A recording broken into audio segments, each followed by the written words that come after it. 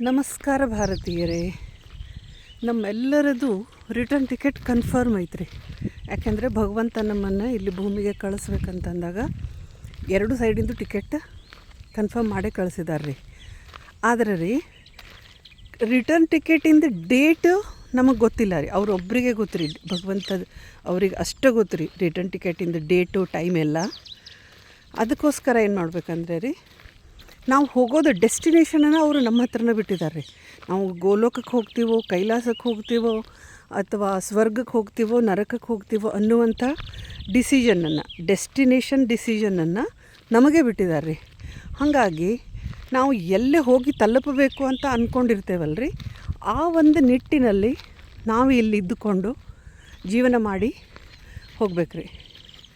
Return ticket ಅಂತೂ ತಪ್ಪಿಸೋಕ್ಕೆ ಸಾಧ್ಯನೇ ಇಲ್ಲ ರೀ.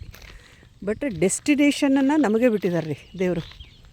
ಓಕೆ, ಅದಕ್ಕೆ ತಕ್ಕಂಥ ನಾವಿಲ್ಲಿ ಇದ್ದುಕೊಂಡು ಹೋಗೋಣಂತ್ರಿ. ಶರಣಾರ್ಥಿಗಳು.